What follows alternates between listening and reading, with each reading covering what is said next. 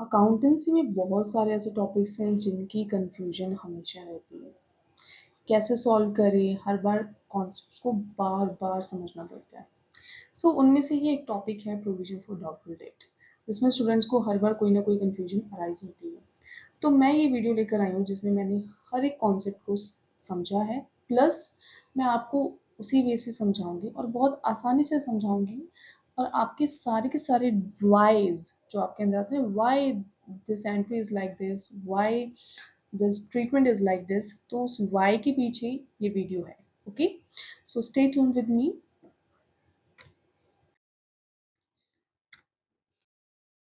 Today, I'll be covering the definition, detailed explanation, purpose of creating provision, nature of provision for doubtful debt, impact on business's financial statement, journal entry for creation of provision. Okay, this will be a descriptive video जिसमें आपका सबसे पहले concept clarity की जाएगी, यानी कि आपका एक बेस स्ट्रॉन्ग किया जाएगा। उसके बाद आप कोई भी प्रैक्टिकल क्वेश्चन कीजिए, you can do easily. Okay,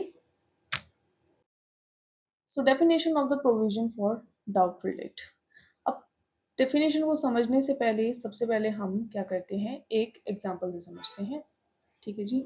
definition तो आपने बहुत सारी पढ़ी होंगी और बहुत बार पढ़ी होंगी, लेकिन समझ में उतनी नहीं आती है। ठीक है, तो सबसे पहले प्रोविजन फॉर डाउटफुल डेट में से आप जरा ये डाउटफुल डेट्स को हटाइए, तो सिर्फ प्रोविजन का एक बार मतलब समझते हैं। प्रोविजन का क्या मतलब होता है? प्रोविजन का मतलब होता है an amount set aside out of profit to meet the future expenses and losses. Okay, future के एक्सपेंसेस या लॉसेस जो बिजनेस को नजर आ रहे हैं, उसके लिए कंपनी क्या करती है, एक अमाउंट सेट असाइड करती है अपने प्रॉफिट में से एक अमाउंट सेट असाइड करना। ओके, तो दैट इज कॉल्ड प्रोविजन। अब what is provision for doubtful date?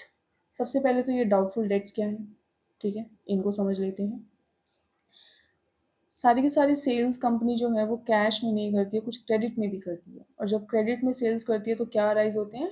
Debtors. Okay, सो जो डेटर्स अराइज होते हैं, these debtors have to pay amount owed to the company after a certain period of time.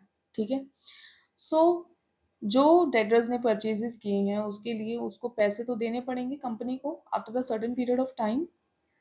और जिस दिन वो time आता है, मान लीजिए कुछ डेटर्स ऐसे हैं जिन्होंने पे नहीं किया, and after reasonable effort by the company फिर भी नहीं पे किया।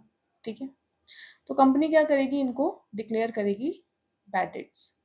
और ये जो बैड डेट्स होते हैं ये कंपनी का लॉस होता है, अल्टीमेटली लॉस ही होगा, क्योंकि अगर आपको कोई पैसा पे नहीं कर रहा है for the goods and services you provided them, तो ये लॉस ही होगा कंपनी का। ठीक है, अब हमें भी ये भी पता है कि जो लॉसेज होते हैं या एक्सपेंसेस होते हैं, हम अपनी इनकम में से सेट ऑफ करके प्रॉफिट निकालते हैं। ठीक है, तो कंपनी क्या करती है,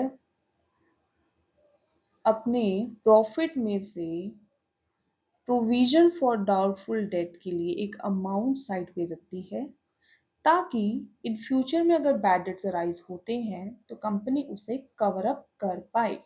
ओके, अब ऐसा क्यों? आप सोच रहे होंगे कि मैम लॉस तो अराइज होगा ही और हो सकता है, तो क्यों ना आगे वाले प्रॉफिट में ही कवर कर लिया जाए। जरूरी है प्रोविजन क्रिएट करना है, क्यों ही करना है, ये क्वेश्चन आना चाहिए माइंड में। ठीक है, तो चलिए आगे समझाती हूँ आपको इसको भी, लेकिन सबसे पहले समझ लीजिए प्रोविजन किस टाइप के एक्सपेंसेस या लॉसेस के लिए क्रिएट किया जाता है। उस टाइप के एक्सपेंसेस या लॉसेस के लिए क्रिएट करना है जो लाइकली है लेकिन अनसर्टेन है। लाइकली मतलब होगा ही। ठीक है, होगा कैसे? मान लीजिए, एग्जाम्पल से समझाती हूँ। मान लीजिए आपने घर लिया है तो रेंट तो देना पड़ेगा, बिजली का बिल तो देना पड़ेगा। मैं इस जीवन में आई हूँ तो मुझे मरना तो पड़ेगा। ठीक है, या फिर हम लोग इस जीवन में आए हैं तो हमारे मेडिकल एक्सपेंसेस तो होंगे, तो ये लाइकली होता है। ठीक है, मैं पहाड़ों पे घर ले रही हूँ तो मेरे घर का रिस्क तो है।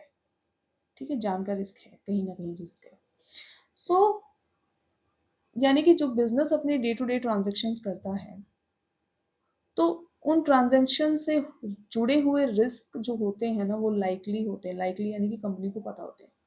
अब मैं सेल कर रही हूँ उधार पे, तो मुझे एक रिस्क यही आएगा ना मेरे माइंड में, कंपनी के माइंड में यही रिस्क आता है कि यार पे करेगा कि नहीं करेगा, because there are chances that some customers may not pay. Okay, So provision is created for those expenses which are likely but uncertain. Uncertain यानी कि कभी भी हो सकते हैं, कोई टाइमिंग डेट फिक्स नहीं है.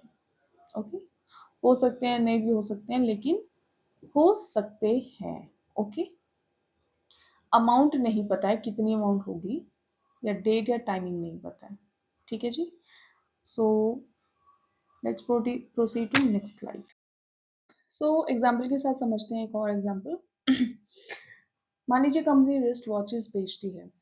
अब रिस्ट वॉचेस एक इलेक्ट्रॉनिक आइटम है, तो कंपनी वारंटी देती है. वारंटी का मतलब होता है कि any manufacturing defect occurs the customer can get this repair और रिप्लेस्ड. ओके, तो रिपेयर और रिप्लेसमेंट में आता है कंपनी का खर्चा. ठीक है.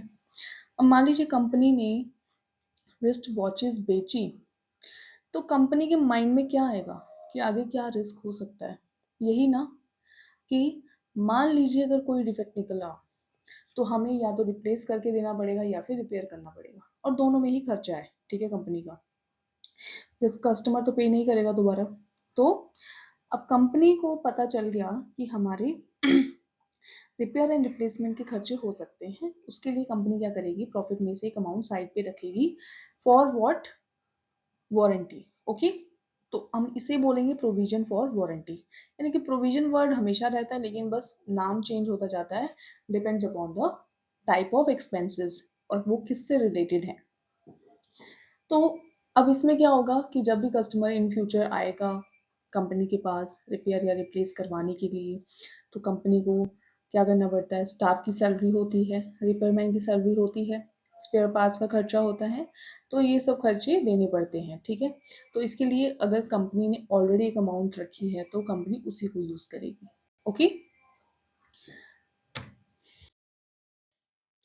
Now what is purpose of creating provision. वही क्वेश्चन जो मैंने पहले आपको बोला था कि क्यों ही क्रिएट करना है. अगर खर्चा होता है तो बाद में दे देंगे, लॉस होता है तो बाद में माइनस कर देंगे. अभी से क्यों क्यों अमाउंट साइड पे रखनी है, क्यों रखनी है. तो ये जो दो पॉइंट्स हैं इसको मैं विद प्रैक्टिकल प्रॉब्लम्स आपको बेटर एक्सप्लेन करूंगी, लेकिन ये थर्ड पॉइंट जो है ये मेन है. Okay, it is created in response to adherence of accounting principles. The whole accounting is based on some principles. Okay, तो ये जो अकाउंटिंग प्रिंसिपल्स हैं ये बेस है फॉर द अकाउंटिंग. और जो भी जर्नल एंट्रीज रिकॉर्ड की जाती हैं ये ऐसे ही नहीं की जाती हैं, because there are some accounting principle जिनको फॉलो करके ये अकाउंटिंग एंट्रीज ये सारे ट्रीटमेंट किए जाते हैं. तो प्रोविजन क्रिएट करने के पीछे ये दो प्रिंसिपल्स वर्क करते हैं. Okay, now what is principal of conservatism. Conservatism का मतलब क्या होता है, देखो कई बार बोलते हैं ना कि ये अंकल बहुत कंजर्वेटिव है. कंजर्वेटिव का मतलब क्या होता है, जो रिस्क नहीं लेते हैं, जो हर रिस्क के लिए फाइनेंशियली प्रिपेयर्ड रहते हैं. ठीक है, उसी तरह कंपनी को भी इस प्रिंसिपल को फॉलो करते हुए अपने हर एक्सपेंसेस या लॉसेस जो फ्यूचर में आने वाले हैं उसके लिए कुछ फाइनेंशियली रेडी रहना होता है. तो इसीलिए प्रोविजन क्रिएट किया जाता है ताकि कंपनी हर उस एक्सपेंस और लॉसेस के लिए रेडी रहे फाइनेंशियली. ओके, लेकिन किसी भी इनकम या गेन को पहले से ही रिकॉग्नाइज नहीं करना है, ये भी ये प्रिंसिपल बोलता है. ओके, सिर्फ लॉसेस एंड एक्सपेंसेस के लिए प्रिपेयर रहना है. Then comes principle of matching. Okay, so how company compute its profit. Company कैसे कंप्यूट करती है अपना प्रॉफिट या लॉस. सबसे पहले कंपनी जो अपनी इनकम है उसको लिखेगी और उसमें से हर एक्सपेंस लॉस को माइनस करेगी, और माइनस करने के बाद जो कंपनी के पास बचता है वो होता है उसका प्रॉफिट. ओके, लेकिन मैचिंग प्रिंसिपल ये बोलता है कि ठीक है ऐसे ही निकालते हैं प्रॉफिट, लेकिन आपको जो इनकम लेनी है वो भी करंट ईयर की लेनी है, और आपको जो एक्सपेंसेस लेने हैं वो भी करंट ईयर के लेने हैं.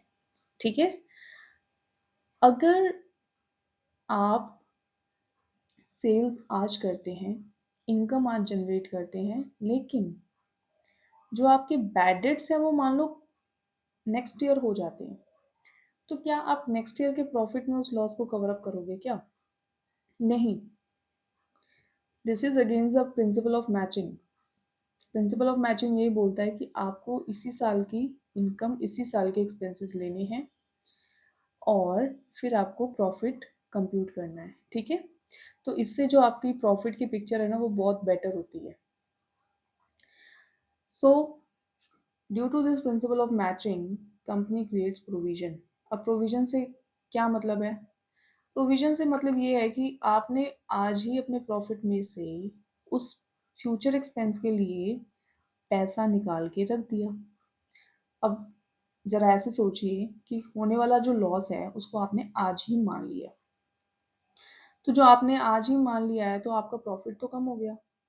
और अगर इन फ्यूचर वो लॉस अराइज होता है तो आप अपने इसी पैसे से उसे कवर अप कर लोगे without impacting the future profit and loss account.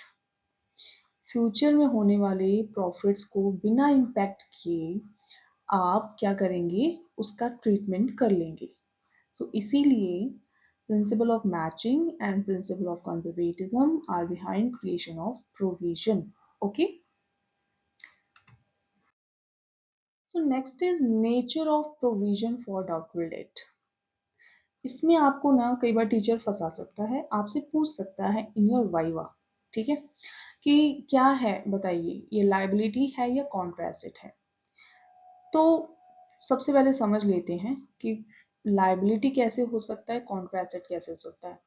और एक प्रोविजन दोनों ही हो सकता है, लायबिलिटी और कॉन्ट्रा एसेट। लेकिन किस केस में वो लायबिलिटी होगा, किस केस में वो कॉन्ट्रा एसेट होगा, इसे समझते हैं।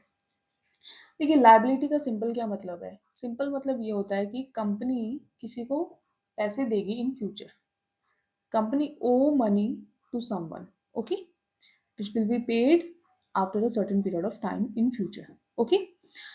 तो अगर लायबिलिटी का मतलब ये है तो प्रोविजन लायबिलिटी कब होता है और कॉन्ट्रा एसेट कब होता है ये समझ लेते हैं।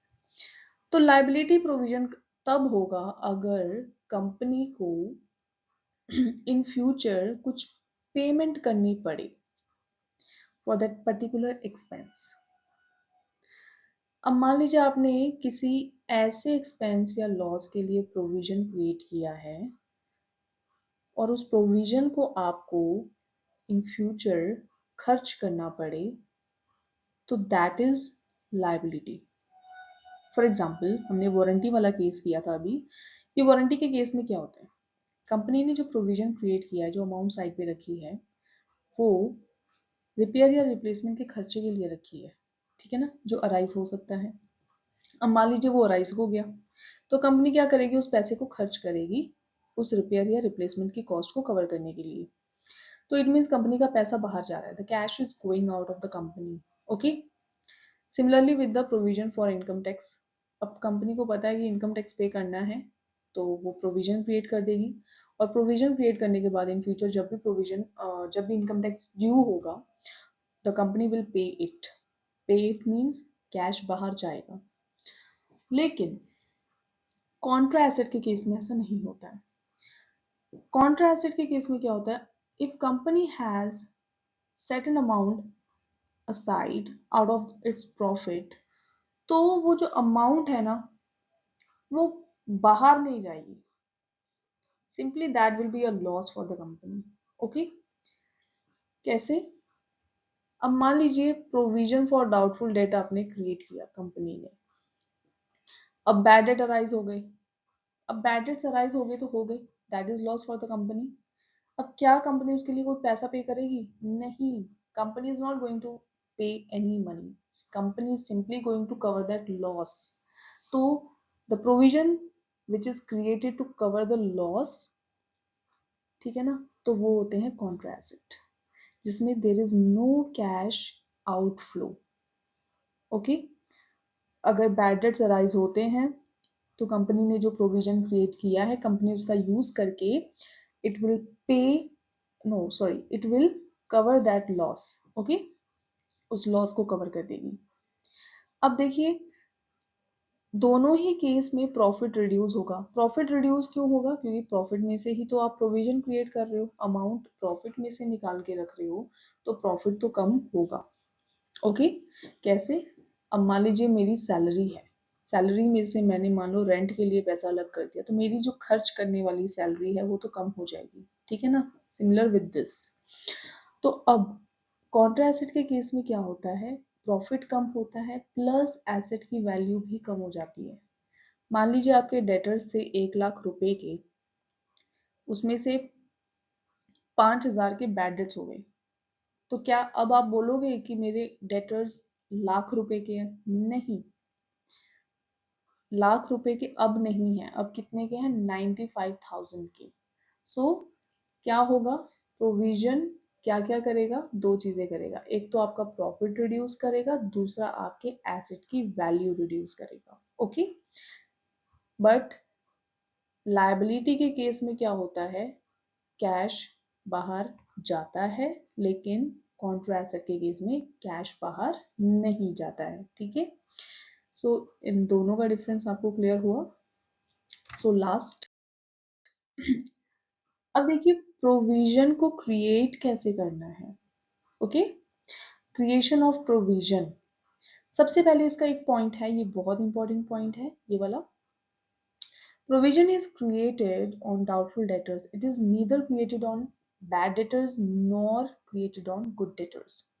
यानी कि जहां कंपनी को डाउट है ना कि हाँ ये वाले जो डेटर्स है ना ये पे नहीं करेंगे, मेरे को लग रहा है, ठीक है ना, कंपनी को लग रहा है कि ये वाले डेटर्स पे नहीं करेंगे, तो उनके लिए प्रोविजन क्रिएट करना है, ना कि गुड डेटर्स पे ना ही बैड डेटर्स पे। ओके, ये क्वेश्चन बन सकता है। ओके, तो good debtors and bad debtors क्या होते हैं।